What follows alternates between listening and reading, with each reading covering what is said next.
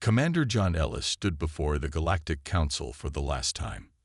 The Grand Chamber fell silent as he approached the central podium. Representatives from 27 different species watched with a mixture of confusion and worry. This was not a scheduled address. On behalf of Earth and all human colonies, I hereby formally announce our complete withdrawal from the Galactic Confederation, effective immediately. His voice was calm, betraying none of the emotion behind the words that would change the course of galactic history. Shouting erupted across the chamber. The Brel representative, a tall insectoid being, rose on his hind legs. "This is absurd. There must be negotiation. You cannot simply leave." "Our decision is final," Ellis replied. "We cite irreconcilable philosophical differences as our reason. No further explanation will be provided." In orbit above the Council world, hundreds of human ships prepared for departure. Lisa Morgan, Earth's chief diplomat, oversaw the massive evacuation operation from the command center of the EA's horizon. For 6 months, humans had been quietly pulling back from outposts, transferring responsibilities, and closing embassies. Now the final phase was underway. "Status report," Morgan said, her eyes fixed on the holographic display showing human assets across Confederation space. "All personnel from the Arcturus sector have been extracted. We're at 93% completion overall," replied her assistant. Morgan nodded. "And the communications protocol?" "Ready to implement on your command." Once activated, all channels between human systems and non-human civilizations will be severed. Back in the Council chamber, chaos continued to unfold. The Arbiters, a species known for their calm rationality, attempted to restore order. "Surely we can discuss terms," said Chief Arbiter Kento. "Humanity has been central to our peace for generations." Ellis shook his head. "Our decision was not made lightly. For too long we have been the foundation upon which you all rely. It is time for the species of this galaxy to find their own path forward."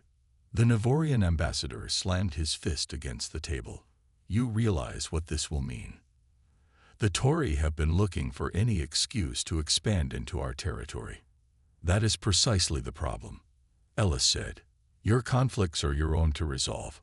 We will no longer be the buffer between predator and prey, nor the convenient mediator when your ancient hatreds resurface."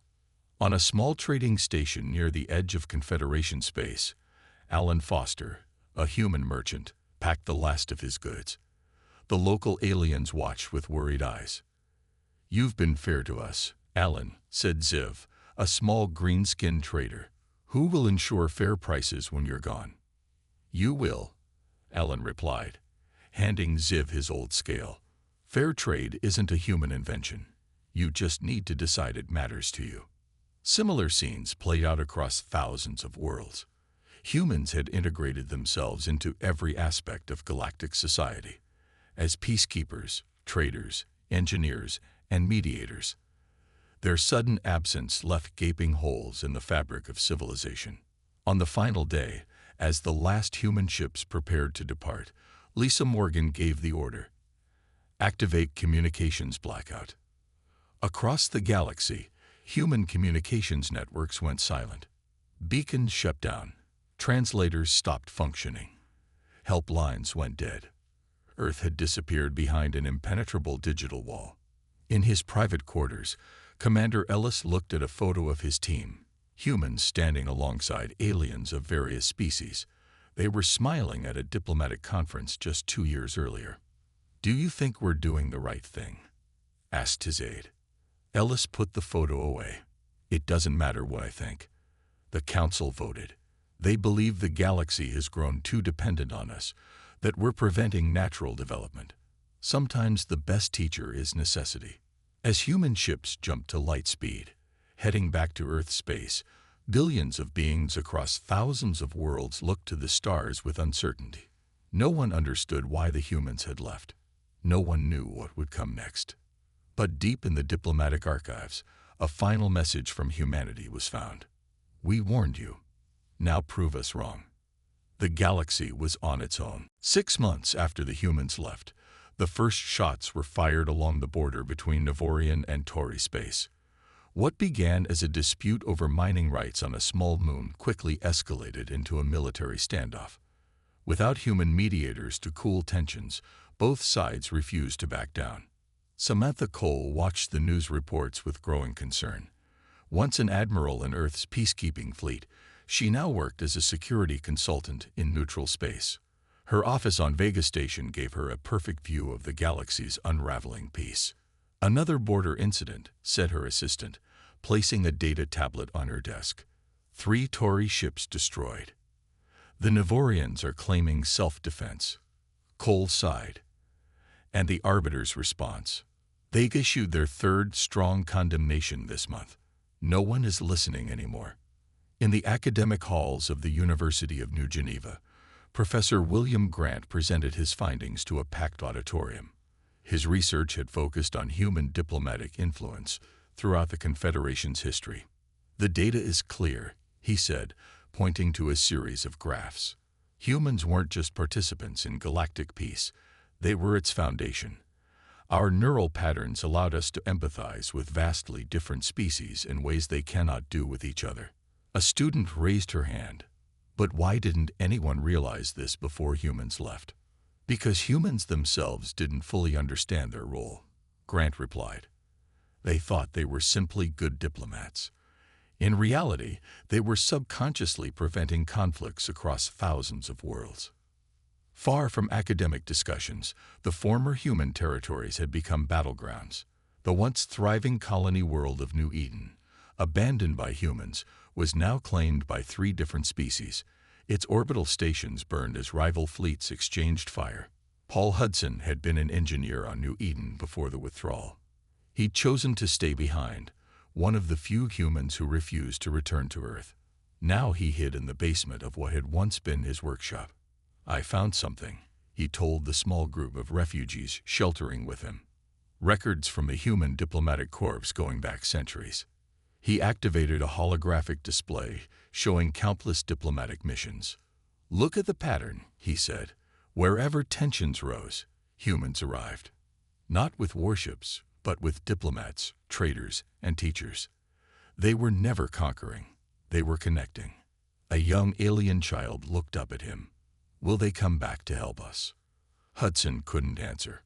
On the Confederation capital world, the council chamber that had once hosted representatives from all 27 species now stood half-empty.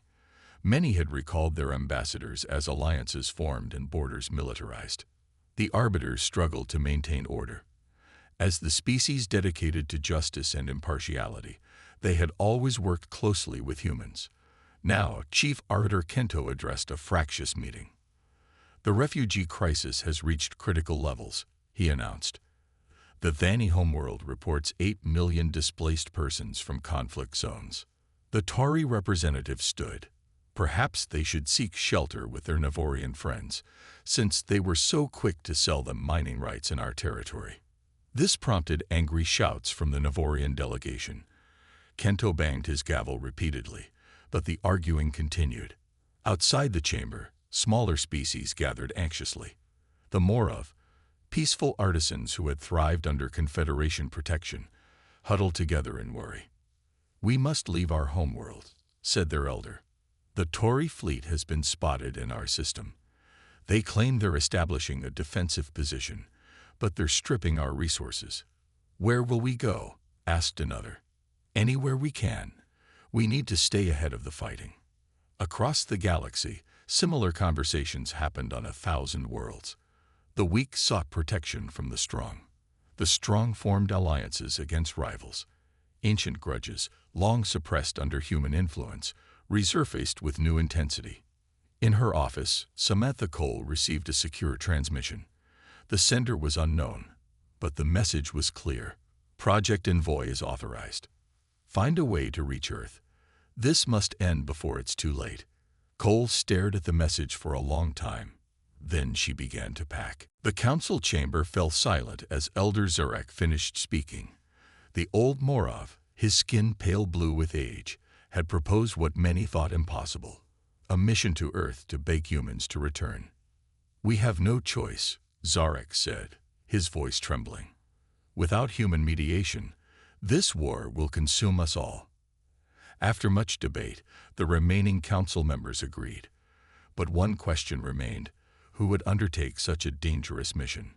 Daniel Freeman sat alone in a dingy bar on Proxima Station, nursing a drink. Once a respected captain in Earth's fleet, he now lived in the shadows of neutral space. His mixed heritage, human mother, Tory father, had made returning to Earth impossible when the withdrawal came. The bar door opened. Freeman didn't look up until someone slid into the seat across from him. "Captain Freeman," said Samantha Cole. "It's been a long time." Freeman's eyes narrowed. "Admiral, or is it just citizen now?" "I need your help," Cole said, ignoring his tone. "I need someone who knows human space and has contacts among the aliens." "For what?" "We're going to Earth." Meanwhile, in a research facility on Rigel Prime, Dr. Amanda Wright made a breakthrough. She had spent years studying the neurological patterns of different species. "Look at these scans," she told her colleague. "Human brains process empathy differently than any other species. They can literally feel what others feel, even aliens with completely different biology." Her colleagues studied the data, so when humans negotiated between species, they weren't just talking. They were literally feeling both sides' emotions and finding middle ground. No other species can do that across biological lines. While scientists made discoveries, the Envoy mission took shape. A ship was prepared, the Horizon, a former human diplomatic vessel modified for the dangerous journey. The crew represented species most threatened by the expanding conflict. "The defense grid surrounds all of human space," explained Cole during their first briefing. "Automated stations, mines, and patrol ships. No one has gotten through since the withdrawal." "Then how will we?" asked a Thani representative. Freeman stepped forward. "I have clearance codes. They're old, but they might still work." "And if they don't?" someone asked. "Then we die trying." The Horizon departed a week later, slipping away from Proxima Station under cover of a merchant convoy. Their journey would take them across increasingly dangerous space as they approached Earth's solar system. On the third day, they encountered their first obstacle, a Tari battle cruiser. "They're hailing us," said the communications officer. Freeman took the call. On screen appeared a Tari commander. "Captain Freeman, interesting company you keep these days." "We're on a peaceful mission, Commander. Let us pass." The Tory laughed. "Peace? There is no peace without humans, as we've all learned. But I'm curious where you're going." Before Freeman could answer, Cole stepped forward. "We're going to bring them back." The Tory was silent for a long moment. Then, surprisingly, he nodded. "Good hunting." The battle cruiser moved aside. As they continued their journey, they encountered similar reactions from ships of various species. No one interfered. Everyone understood what was at stake. Finally, they reached the edge of human space. Before them floated the first line of defense. A massive automated station bristling with weapons. "Transmitting clearance codes," Freeman said, tension evident in his voice. For a long moment, nothing happened. Then red lights began flashing across the station. "We're being scanned," said the Thani officer. "They know we're not an authorized vessel." Olivia Bennett, their data analyst, suddenly called out, "Wait, there's a signal hidden in their scanning beam. It's a message." She worked quickly, decoding the transmission. When she finished, she looked up in surprise. "It's from Earth. It says, 'We warned you. Now prove us wrong.'" Everyone on the bridge stared at the message in confusion. "What does it mean?" asked Zorak. Freeman and Cole exchanged glances. "It means they've been watching," Freeman said. "They know exactly what's happening out here. And they want to see what we'll do about it," Cole added softly. The defense station's weapons powered down.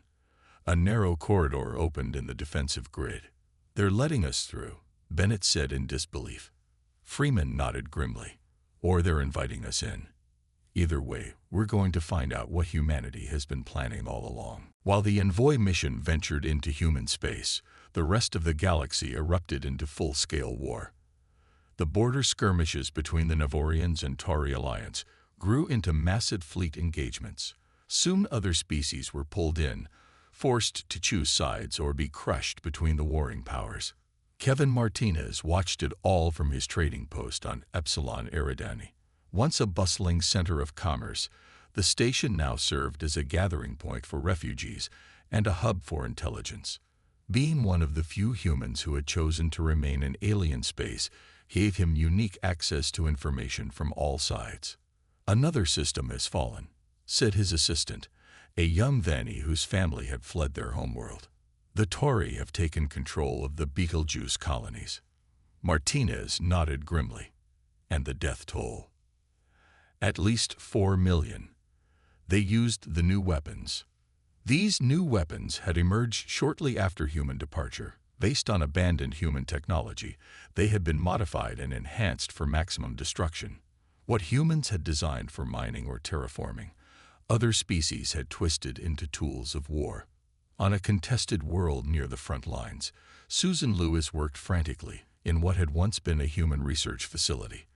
As an engineer who had specialized in weapons suppression, she now saw her worst fears realized.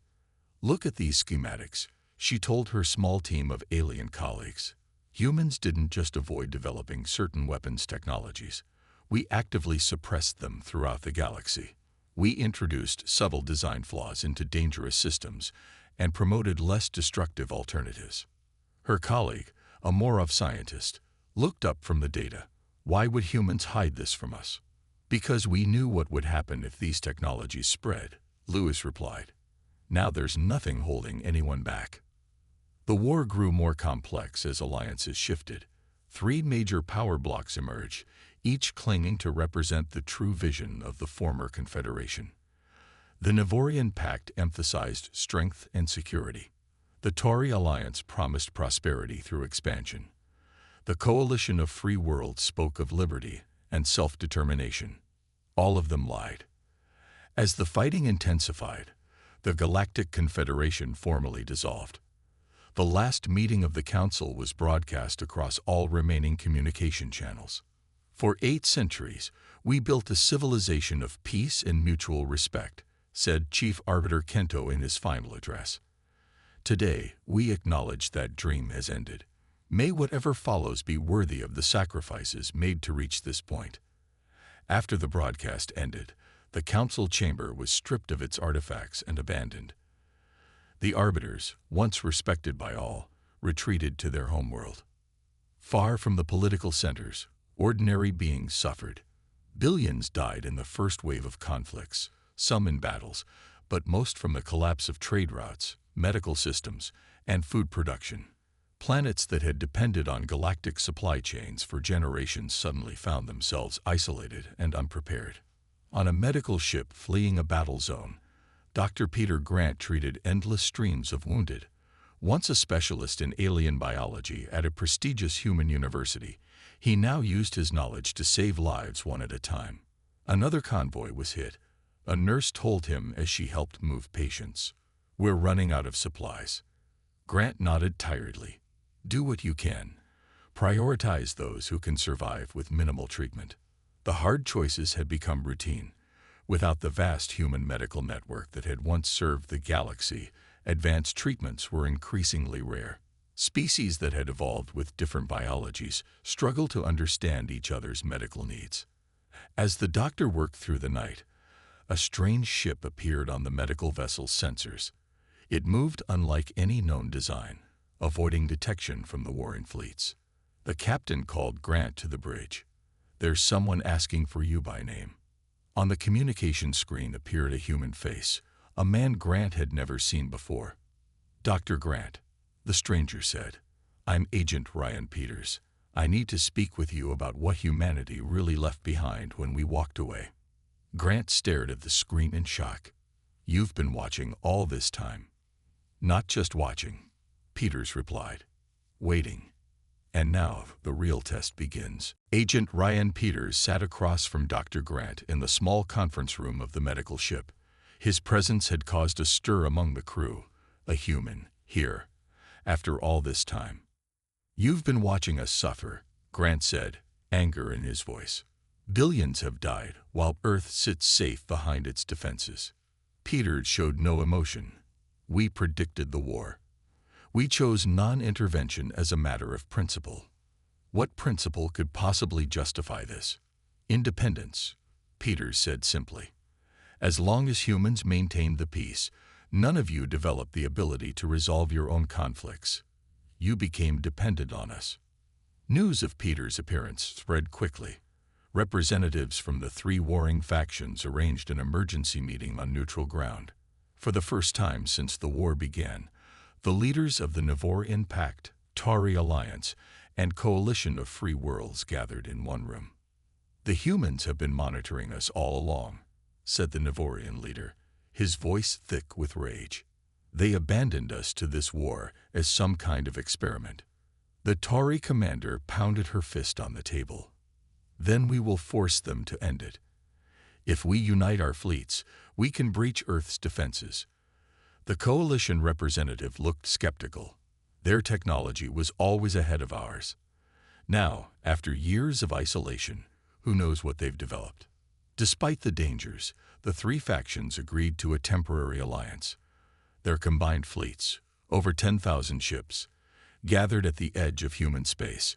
It was the largest military force ever assembled in the galaxy's history. The attack was a disaster. Human defenses activated automatically.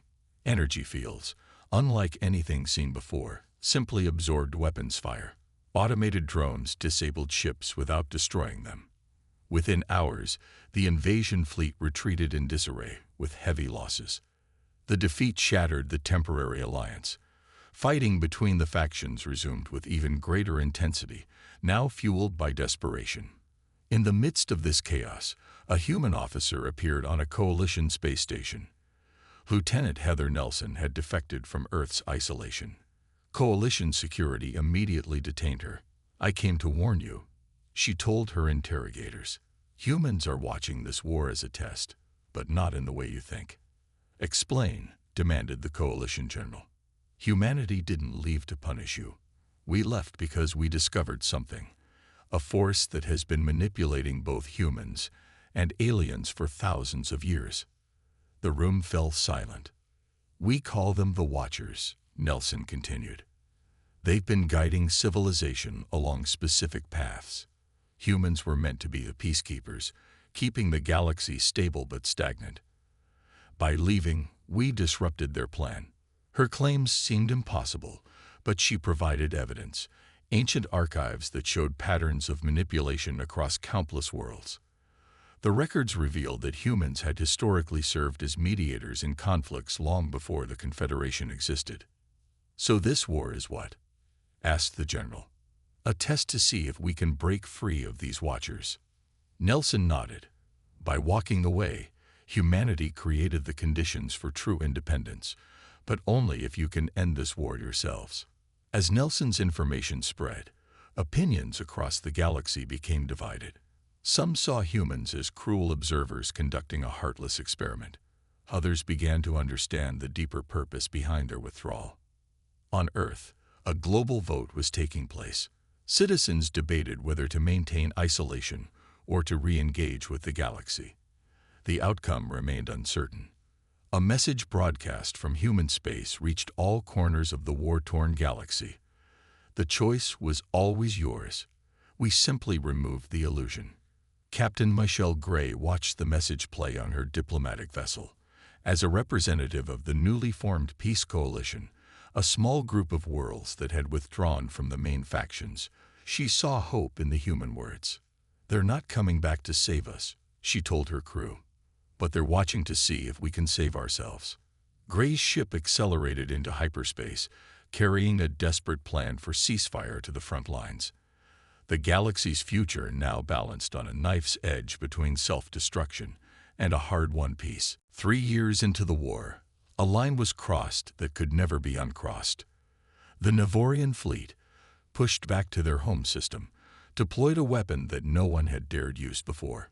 In a desperate move, they targeted an inhabited Tauri world.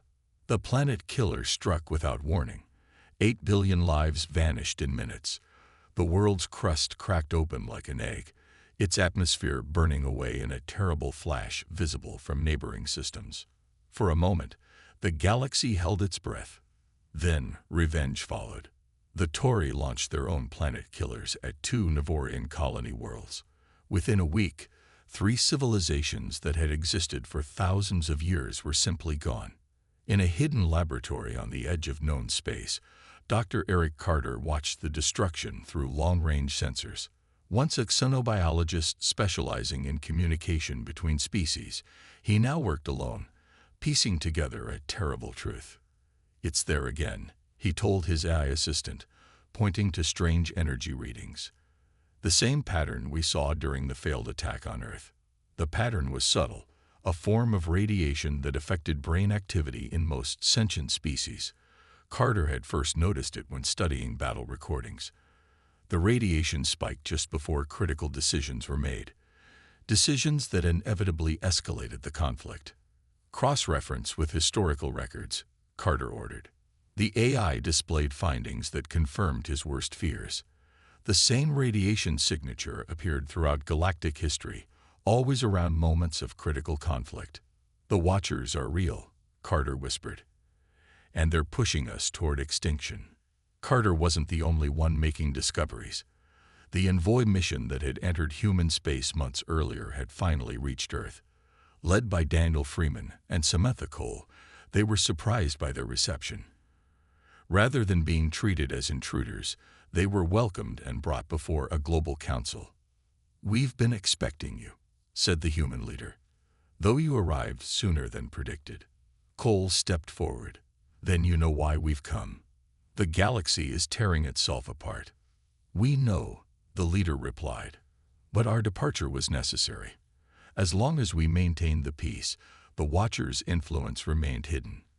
By removing ourselves, we forced their hand, at the cost of trillions of lives." Freeman shouted. The human leader nodded sadly. "A terrible price. But now we have proof of their existence, and a chance to break their control forever." As this conversation unfolded on Earth, Captain Michelle Gray's diplomatic mission reached a critical juncture. Her Peace Coalition vessel had managed to arrange a meeting between mid-level commanders from all 3 warring factions. It wasn't the high leadership, but it was a start. "We've all seen the planet killers," Gray said to the assembled officers. "If this continues, there will be nothing left to fight over." A Tauri commander shook his head. "The Navorians struck first. They must pay." "We were backed into a corner," the Navorian representative countered. Gray slammed her hand on the table. "Listen to yourselves. These aren't even your words. We've discovered evidence that all of us, every species, is being manipulated by an outside force." She displayed the data Dr. Carter had sent her. The radiation patterns were clear, spiking during moments of rage and fear. "The humans didn't abandon us," Gray continued. "They stepped back so we could see the puppet strings." For the first time, the representatives fell silent as they studied the evidence. At that moment, alarms blared across the ship. The communications officer burst into the room. "Multiple hyperspace signatures detected," she reported. "Thousands of them, approaching from all directions." Gray moved to the view screen. As the ships emerged from hyperspace, she gasped. The vessels were unlike any design she had seen before, not human, not from any known species. "The Watchers," she whispered. "They're finally showing themselves." One of the alien commanders stood beside her. "These are the beings that have been manipulating us." Gray nodded.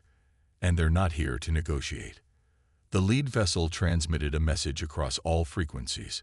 It was simple and terrifying. "The experiment has failed. Containment protocols activated." As the Watcher ships surrounded Captain Gray's vessel, a new signal appeared on the sensors. Hyperspace ruptures opened throughout the system. Ships emerged, thousands of them, bearing the insignia of Earth and her colonies. This is Admiral Laura Black of the Earth Defense Fleet. Came a transmission on all channels. Stand down your weapons and prepare for dialogue. The Watcher ships shifted, orienting toward this new threat. For a moment, the galaxy seemed to hold its breath. Then, without warning, both fleets opened fire. The battle was unlike anything seen before. Human vessels moved with impossible precision, their weapons cutting through Watcher defenses. But the Watchers responded with technologies that warped space itself, crushing entire squadrons in artificial gravity wells. On Captain Gray's diplomatic vessel, the gathered representatives of the warring factions watched in awe. "The humans came back," whispered the Tory commander.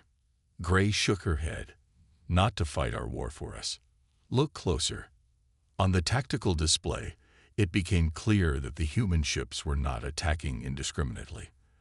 They were creating a perimeter, a safe zone in the midst of battle. "They're giving us space to talk," Gray said. "The choice is still ours." Across the galaxy, human ships suddenly appeared in every major conflict zone, not to join the fight, but to create neutral ground where enemies could meet. On Earth, the human leadership addressed their visitors from the Envoy mission. "For centuries, the Watchers used us as their tools," explained the council head.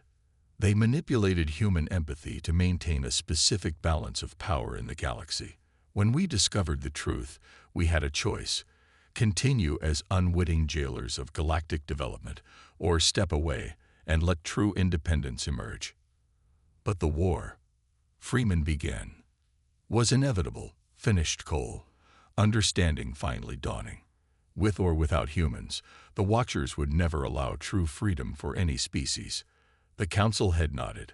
"By withdrawing, we forced them to act directly, exposing themselves. Now, for the first time, we can confront them together, as equals." In orbit around a devastated world, representatives from all major powers gathered aboard the human flagship. Admiral Black stood before them. "We offer a new compact," she said. "Humans will return to galactic society, but as equals, not as peacekeepers or protectors. Each species must learn to resolve their own internal conflicts. Together, we will face the Watchers." Diplomat Jason Wells stepped forward with a document, the new Galactic Charter. Unlike the old Confederation, built on human mediation, this agreement recognized the sovereignty and responsibility of each species. "The Watchers believed conflict would destroy us," Wells said. "Instead, it forged us into something stronger. We had to experience war to truly value peace." As the battle against Watcher forces continued across the galaxy, something remarkable happened. Former enemies turned their weapons against this common threat. Tory ships defended Navorian colonies. Coalition forces saved Tory worlds. Species that had been trying to annihilate each other now fought side by side. The war against the Watchers lasted another year. Their technology was advanced, but they had never expected united resistance. Slowly, system by system, they were pushed back to the galactic rim. When the final Watcher stronghold fell, representatives from all species gathered on the rebuilt Confederation capital. The old council chamber had been replaced by a circular forum where all sat as equals. Elder Zorak, one of the few original council members to survive the war, addressed the gathering. "We thought humans abandoned us," he said, his voice carrying across the chamber. "Now we understand. When humans walked away, we learned to stand on our own. Perhaps that was their intention all along." Admiral Black nodded. "We removed the crutch, knowing you might fall. But you didn't just stand. You learned to run." The new charter was signed that day. Not a promise of eternal peace, but a commitment to resolving conflicts through dialogue first, with each species taking responsibility for their actions. Humans returned to the stars, but differently than before. No longer the peacekeepers of the galaxy, but partners in a community of truly independent peoples united by choice, not necessity. And far beyond the rim, the remaining Watchers watched and wondered if perhaps their greatest experiment had succeeded after all, just not in the way they had planned.